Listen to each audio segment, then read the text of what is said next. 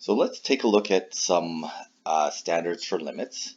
And these are some real keys that we want to make sure that we have in our pocket. So these are when x goes to 0.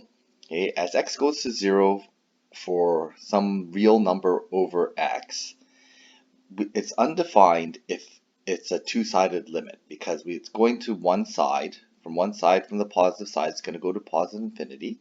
And from the negative side, it's going to go to negative infinity. Okay, so we basically have our situation where our asymptote's going this way on one side of 0 and the other way from the other side of 0. So as a two-sided limit, it doesn't exist. But as one-sided limits, from the positive side, it's going to go to positive infinity. From the negative side, it goes down to negative infinity. So if we want to look at endpoint behavior here, as x goes to infinity, as for a over x, it's going to tend to 0. And that's the same actually for negative infinity. So as it goes to infinity, which I will just highlight here, okay, it's going to tend towards 0. Okay, same with negative infinity, it's going to tend towards the x-axis. And lastly, this is our standard that we have for limit sine x over x is going to be equal to 1. So taking a look at some of these graphs, we can deal with limits graphically, and that's going to be the easiest way to deal with limits is by graphs. So when we take a look at the graphs, our eyes basically don't lie. So if I take a look at the limit as x goes to -3, well, this is -3 here. Okay, it looks like, and since it's a two-sided limit, it's coming from this side to -3, and it's coming from this side to -3, and it looks like it's approaching the value of 3. Okay, and as a two-sided limit, it exists because from both sides, it's approaching the same value. As x approaches -2, and again, this is a two-sided limit. Okay, as it approaches -2 from this side, it's approaching 0, but from this side, it's approaching -1. So because the limits from the left and right sides don't match, we say that the limit does not exist. As a one-sided limit, though, from the negative side, it does exist. It's equal to 0, and from the right side, it would be equal to -1. So moving on to x equals +1, okay, as x goes to +1 from the positive side as a one-sided limit, okay, it exists and it's equal to 2. Okay, and as x goes to 3, again, that is a two-sided limit. Okay, so as x goes to 3, it's going to go to this value here from the left side. From the right side, it's going to the same spot.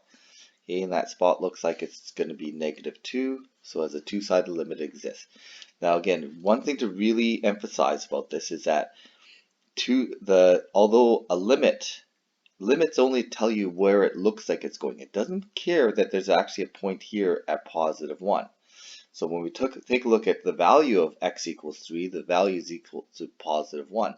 However, the limit doesn't care about that. The limit only tells you where it looks like it's headed. Okay, whether you actually get there or not. So like in the black here, we actually don't get there. The point actually jumps. Okay, so these are removable discontinuities, but because that it looks like it's headed there, that's what the limit is for. It tells us where it looks like it's going. So taking a look at this one here, same thing. We want to do the limit as x goes to 3.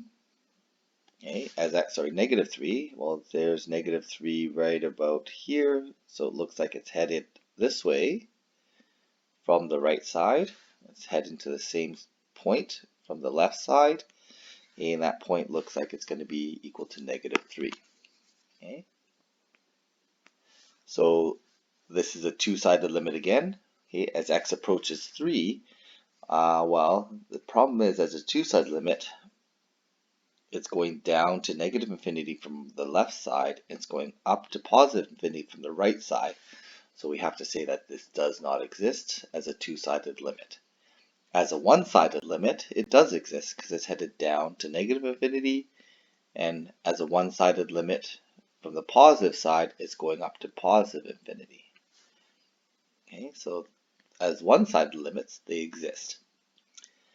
And as x goes to 8, okay, so 1, 2, 3, 4, 5, 6, 7, 8, here's our, as x approaches 8, okay, so I'm going to, from the left side, it's headed down to negative infinity. From the right side, it's headed actually to the same point. Okay, so again, this one, we can say that as a two-sided limit, it does exist at negative infinity. Okay. Now, there are some textbooks that would say that this doesn't exist because it is infinite and infinity doesn't exist, but for the most part, we probably should be using this as a limit of negative infinity. And lastly, as x goes to infinity, okay, it looks like it is going out like that. So it looks like it is going to an asymptote of 0.